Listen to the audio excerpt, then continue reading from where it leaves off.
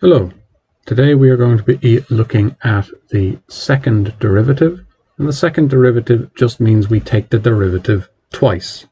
It has no meaning beyond that. There's no extra rule that we need, so we still have page 25 open in our log tables, but all we are going to be doing is differentiating twice. Why do we need to talk about this specifically? Just so that you're familiar with the notation. There's no new maths here. This is just differentiating twice. It's called the second derivative because you're taking the derivative a second time. Now, why would we bother doing that? Well, when we have dy dx, which we're used to, we would get the rate of change of our function. We get the slope of the tangent to the curve, or get the slope of the curve effectively at different values of x. So we know how the function itself is changing at different values of x, at different positions. But it can also be important to know how that change is changing. How is the slope of the curve changing over time? When we really want to understand a function properly, it's often important to know how the function's change is changing, how its slope is changing over time. And that's what the 2y dx squared gives us. So our second derivative is written in two different ways. It's called d2y dx squared, or f dash dash x. So f dash x would be just the first derivative, and dy dx would be the first derivative, and d2y dx squared and f dash dash x are our second derivatives. And we need to know that notation, both of them. Now, as a physical example of where you would want the second derivative, if we had a distance given to us by s, or a displacement given to us by s, and a velocity being the rate of change of the distance or displacement, so the velocity would be ds dt, which you'd also call v for velocity, and the acceleration, which we'd call a, would be the second derivative of the distance with respect to time. So the acceleration is how quickly your velocity is changing, which is how quickly ds dt is changing. So we're looking for the rate of change of the velocity, so the rate of change of the rate of change of the distance. So that's a physical example of where we would want to know the rate of change of the rate of change. So the rate of change of velocity is acceleration. That would be d2s dt squared, or dv dt. How is the velocity changing? But we can also say it as the second derivative of the displacement or distance. So there's a physical example of where we do it, and let's put this into practice. Again, all we're going to do is differentiate twice. Nothing special going to happen here. So we have y, or f of x, it could be given to us in either way, is equal to 3x squared minus 1 all over root x. Well, I know if I want to do any kind of differentiation, my first job is to rewrite this in power notation.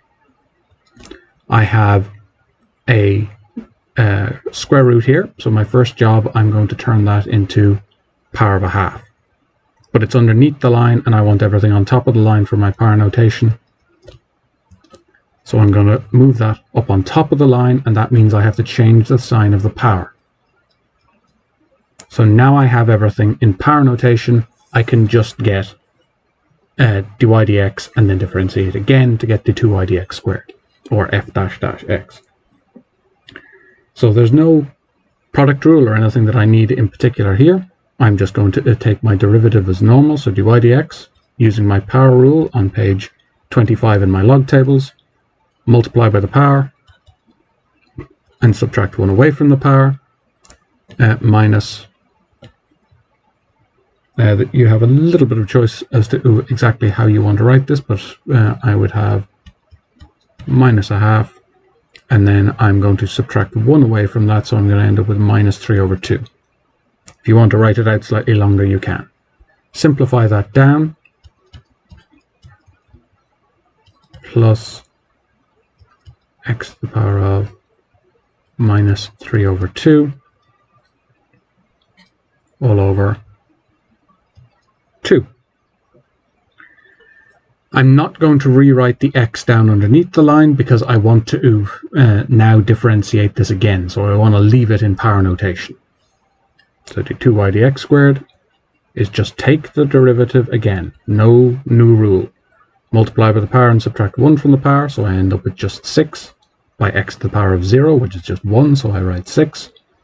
And then multiply by the power minus 3 over 2 on x to the power of minus 5 over 2. So I've taken 1 away from the power, all over 2.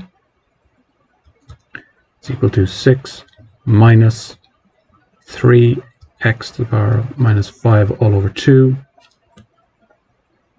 all over 4. And I can simplify that down a little bit. So I have 6 minus, for tidying up my answer at the end, I'd usually want to put it back in square root underneath the line. So I am going to have 3 all over 4 on my x has moved down, x to the power of 5 inside of a square root because it's a power of a half here. So 5 power of a 5 and minus a half.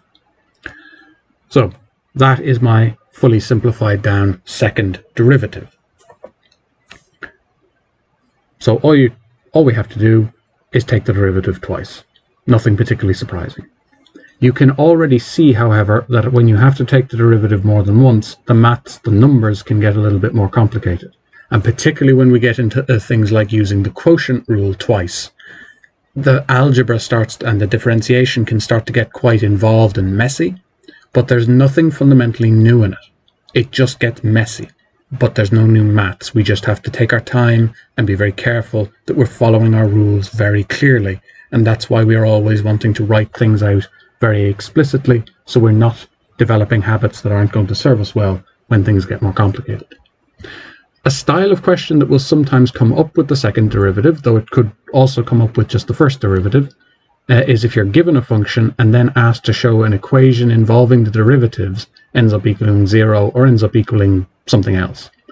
In this case, it's a good example of what you do in an exam when you get a funny question. I can see that I have dy dx and d2y dx squared, and I'm asked to do something with them.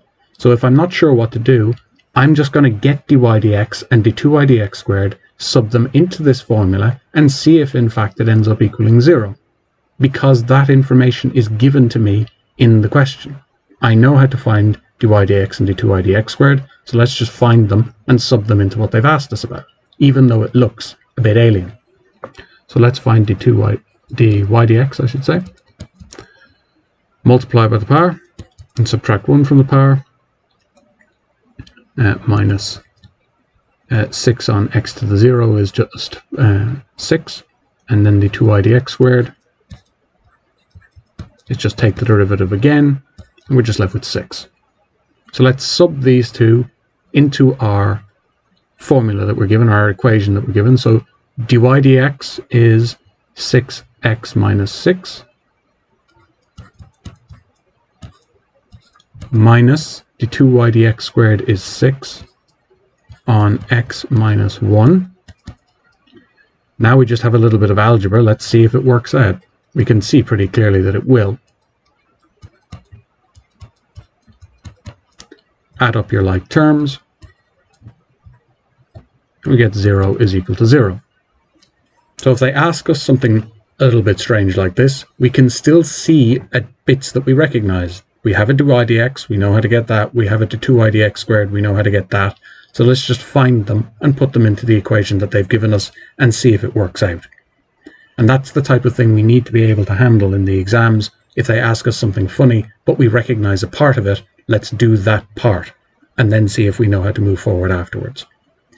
So that's what we need for the second derivative. It's just differentiating twice.